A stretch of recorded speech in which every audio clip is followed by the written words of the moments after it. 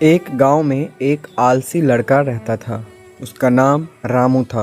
वो हमेशा सोता रहता था और किसी भी काम में उसका मन नहीं लगता था। उसके माता पिता उसकी आदत से बहुत परेशान थे, लेकिन रामू को उनकी बातों का कोई फर्क नहीं पड़ता था। एक दिन गांव में एक पुराने संत आए।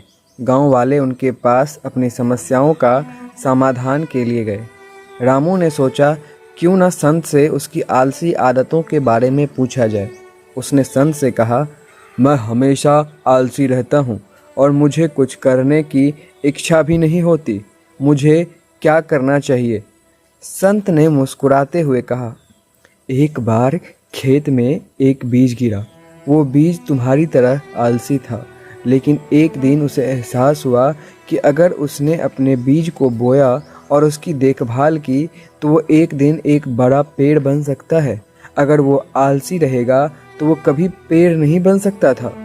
संत की बात सुनकर रामू को समझ आया कि जैसे बीज को फलने फूलने के लिए मेहनत करनी पड़ती है, वैसे ही उसे भी अपने जीवन में मेहनत करना चाहिए ताकि वो अपने जीवन में कुछ बड़ा कर सके। इस तरह रामू ने अपने आलसी आदतों को छोड़ दिया और दिन रात लगातार अपने लगन से अपने सपनों के लिए मेहनत करने लगा। समय के साथ रामू ने अपनी आदतें बदल ली। उसने पढ़ाई, काम और अन्य गतिविधियों में रुचि दिखानी शुरू की और उसकी मेहनत भी रंग लाई और वो एक सफल व्यक्ति बन गया। इस कहानी से हमें ये सीख मिली है कि अगर हम मेहनत करें और आलस्य को छोड़ दें तो हम भी अपने सपनों को साकार कर सकते हैं।